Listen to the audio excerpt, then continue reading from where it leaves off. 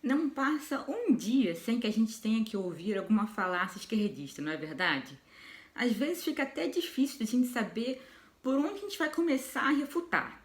Mas a partir de agora a gente tem uma grande ajuda. Hoje eu trouxe para vocês o Não Senhor Comuna, volume 2, do Evandro Sinotti, que vai ajudar a gente a refutar várias falácias esquerdistas. Depois da vinheta.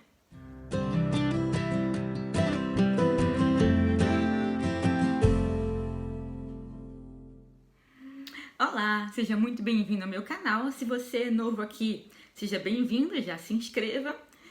Se você já é inscrito, bem-vindo de volta. Para todos, não se esqueçam de deixar o seu joinha, seu comentário e compartilhar o vídeo. Hoje eu trouxe esse excelente livro aqui para vocês, o Não Senhor Comuna, volume 2. Eu já fiz a resenha do volume 1, que tinha a mesma proposta desse daqui. Esses livros, eles reúnem várias falácias esquerdistas que a gente ouve com frequência e eles vão refutando uma a uma. É como se fosse um guia de bolso contra mentiras da esquerda. Eu vou deixar a resenha do volume 1 linkada aqui para você assistir, mas não é necessário que você leia primeiro o volume 1 para entender esse. Não, você pode começar por esse que não tem problema nenhum. O livro é estruturado, como eu já disse, são várias falácias e as suas refutações. Por exemplo, vou mostrar aqui para vocês, não sei se está dando para ver. Cada capítulo é uma falácia diferente e ao longo do capítulo o autor ele vai refutando. Tem, por exemplo, o sucesso econômico da Suécia é o sucesso do socialismo, a educação no Brasil é ruim porque o professor ganha pouco, o protecionismo é bom para os países, etc, etc, etc. É basicamente um livro de economia, mas sem muito economês. Claro, se você tem assim alguma noção de economia, ajuda muito na hora de ler, mas não é assim condição sine qua non para você ler e entender. Eu não vou falar aqui de cada uma das falácias, porque são acho que quase 20 capítulos, então ia ficar são 18 capítulos. Ia ficar um vídeo muito extenso. Eu separei apenas algumas para vocês terem ideia assim, de como o livro ele é estruturado, como o autor trabalhou as questões. Eu peguei, por exemplo, o caso do Gender Pay Gap, que as pessoas falam, não, as mulheres ganham menos porque são mulheres, por conta da discriminação. E o autor ele vai abordar esse tema, ele vai trazer pesquisas pra gente, é tudo muito bem documentado. Tem inclusive aqui no final uma bibliografia com todos os recursos que o autor acessou para embasar o que ele está falando. E no caso desse mito em particular, ele vai dizer que existem vários fatores que contribuem para que as mulheres ganhem menos. Assim, ele não está negando que as mulheres, de modo geral, ganhem menos, mas o modo como esse mito é propagado dá a entender que as mulheres, na mesma profissão que os homens, pega, sei lá, um cardiologista, trabalhando o mesmo número de horas, a cardiologista mulher ganha menos só porque ela é mulher. E não é assim que acontece.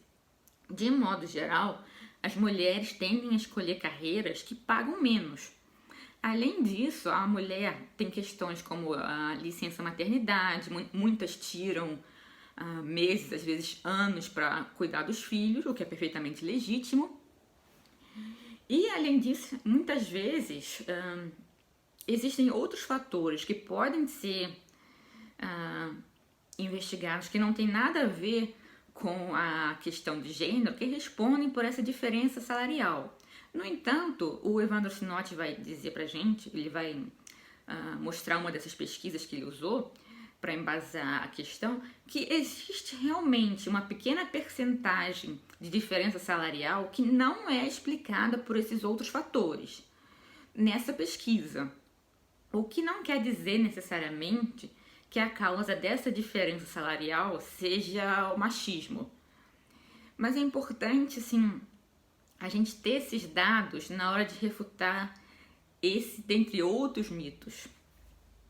A outra falácia que eu separei aqui para vocês, que eu acho que é muito relevante no momento, é o capítulo 6, Lula foi um presidente excepcional. Bom,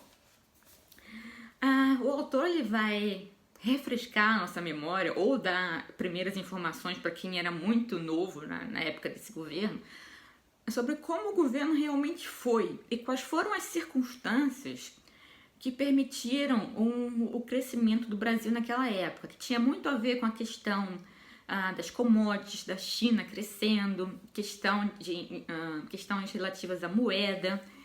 Então não foi assim porque o governo do Molusco foi maravilhoso que o Brasil cresceu tanto. Ele vai mostrar também como essa política econômica do PT na época acabou causando problemas para os governos subsequentes, principalmente da Dilma. E ele vai mostrar também que o governo do PT perdeu oportunidades de fazer reformas sumamente necessárias que poderiam ter colocado o Brasil em um caminho de crescimento sustentável. Sustentável não no sentido ecológico do termo, mas sustentável no sentido de ter bases para durar muito, para o Brasil continuar crescendo. É um capítulo que eu considero, como eu disse, bastante relevante para os tempos atuais. O livro ele foi escrito em 2018, mas tudo aqui ainda está bastante relevante, felizmente, infelizmente. Então, é algo que realmente vale a pena ler. Assim, o tema central que costura todos os capítulos do livro, eu diria que a mensagem principal é que a liberdade econômica ela traz benefícios para as sociedades que vão além da prosperidade material. O livro, ele, apesar de não ser um livro anarcocapitalista, é um livro que vai ser muito a favor da liberdade econômica e vai mostrar para a gente os benefícios que ela pode ter assim, em vários setores da nossa vida e da sociedade. E apesar de ser um livro, como eu disse, basicamente de economia, ele é multifacetado nas questões que ele aborda. Tem a questão das cotas raciais, tem a questão da educação, como eu disse antes, na questão do salário dos professores, tem inclusive a questão da caridade, a diferença entre os diversos países em relação à caridade, para desfazer esse mito de que as pessoas que vivem em países capitalistas são menos caridosas. É um livro bastante interessante, cujo a mensagem final, por assim dizer, me repetindo, é a relação entre a liberdade econômica e a qualidade de vida de modo geral. Como eu disse, ele é bem embasado, tem uma lista bibliográfica no final. Os capítulos são curtos, assim, não tem uma linguagem muito acadêmica, dá para ler e entender numa boa. Ajuda se você tiver algum conhecimento de economia. Eu considero um excelente complemento para o volume 1 e pode ser assim, se você não sabe nada de economia, nunca teve contato com nenhum discurso que critique as propostas da esquerda, eu acho que esse é um bom livro para começar, tanto esse quanto o volume 1. Eles valem realmente a pena. O livro ele é estruturado de modo que fica assim bem fácil de entender e bem fácil de pesquisar depois, caso você queira lembrar de alguma coisa, alguma pesquisa, os argumentos de algum tema em especial, fica bem fácil de pesquisar aqui. Ele é como se fosse assim um guia de bolso, um livro que eu recomendo bastante. Vou mostrar aqui a capinha para vocês. Ele é da editora Sinote. Inclusive, o Evandro Sinote tem um canal aqui no YouTube. Eu vou deixar o link aqui na caixa de informação. Se eu esquecer, por favor, me lembre nos comentários. O livro, ele não é extenso, são umas 200 páginas. Então, assim, eu li ele num dia. Assim, não é uma coisa que vai levar muito tempo para você ler, mas vai te enriquecer com muitas informações importantes. E como eu disse, infelizmente, essas falácias continuam sendo repetidas praticamente todo dia. Então, é sim uma fonte de informação que vale a pena ter por perto. E é, inclusive, um ótimo livro para você dar de presente para as pessoas que ainda acreditam nas ladainhas da esquerda, certo? Se você já leu, comenta aqui abaixo o que você achou. Eu quero muito saber. Se você conhece similares, comenta aqui abaixo também. Não se esquece de deixar o seu joinha, de ativar o sininho para não perder vídeo nenhum e, obviamente, se inscrever, certo? E de compartilhar esse vídeo. E é isso, eu agradeço a sua atenção e a gente vai se ver no próximo vídeo. Beijo, até a próxima!